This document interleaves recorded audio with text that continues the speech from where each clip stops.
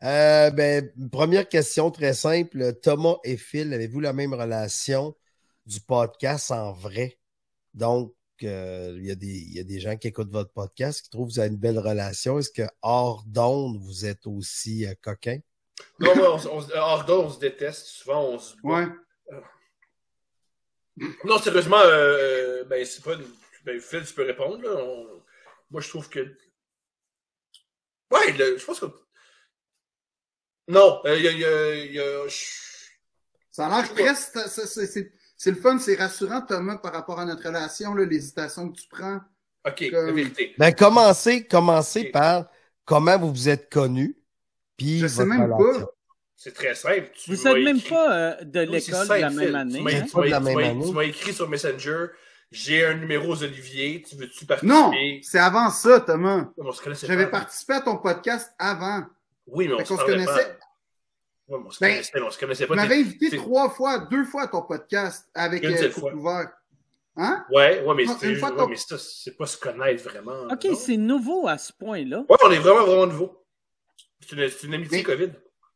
Ouais, un peu. C'est vrai qu'on se connaissait pas tant. Mais moi, je t'avais vu Frencher chez Roger, puis ça, je m'en souviens, mais c'était pas de l'amitié. Tu l'avais vu Frencher? Ouais. Une fille. Ouais. Mais t'étais content parce que les Canadiens avaient compté un but, t'avais crié dans le bar, puis c'est comme ça que t'avais attiré mon attention. Ça, c'est ma première rencontre un peu avec toi.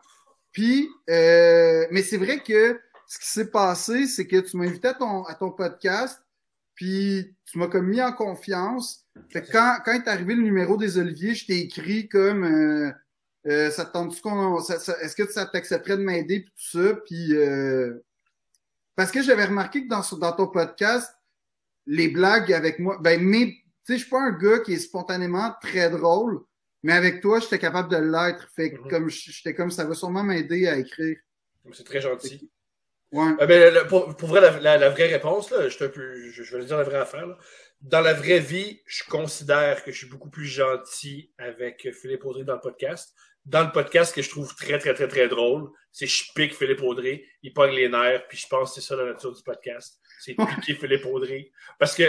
Et me gêner, et tu me gênes. Ouais, c'est ça le but.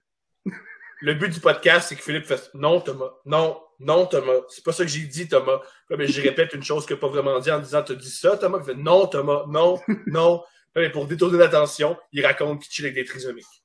Fait que c'est ça le podcast. Mais dans la vraie vie de tous les jours, c'est pas ça qui arrive. Ça, non. Mais dans la vie de tous les jours, je te raconte tout le temps mes aventures quand même un petit peu. Tu chilles-tu avec des trisomiques à cause des Legos? Ouais, tu connais pas l'histoire. Qu'on dit l'histoire, Phil. Phil, qu'on dit l'histoire. Je connais pas l'histoire, désolé. Non, OK. Ben, l'histoire, c'est parce que on a fait le podcast sur la Coupe du Monde de 1998. Puis Thomas m'a demandé j'étais où le jour de la finale.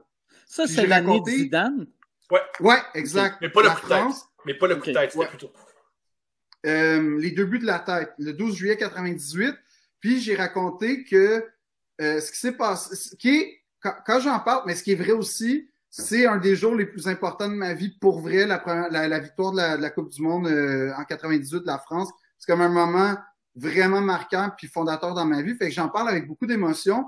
Puis Thomas me demande, t'étais où cette journée-là? Puis je raconte que ce jour-là, j'étais en Hollande parce que ma sœur voulait aller à Amsterdam.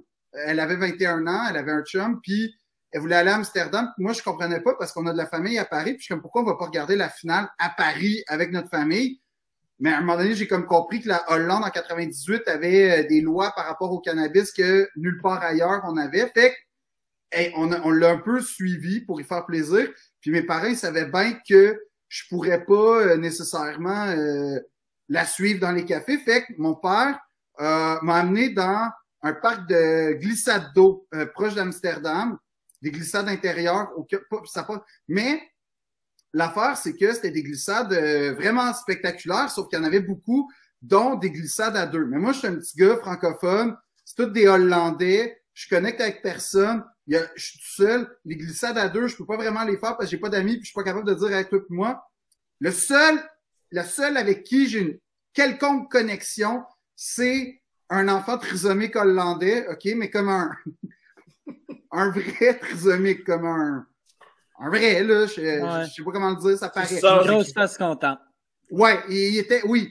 Fait que là, on fait un radeau, comme ensemble, puis on fait la glissade à deux. Moi, je pensais que vous faites un radeau, genre, t'étais debout sur son dos?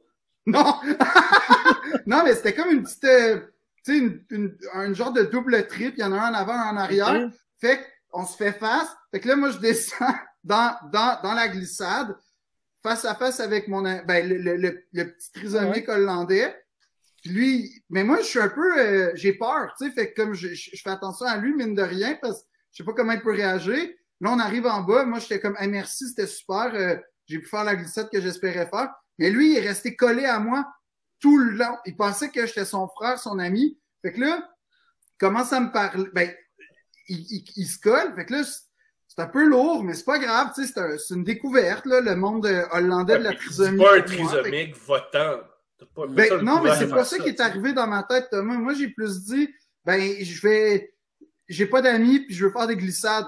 Fait que, lui, il m'a comme pris en charge. Lui, il m'a pris en charge, fait qu'il m'a intégré dans son groupe. Fait toute la journée. C'est quand même génial que t'es à la merci d'un trisomique.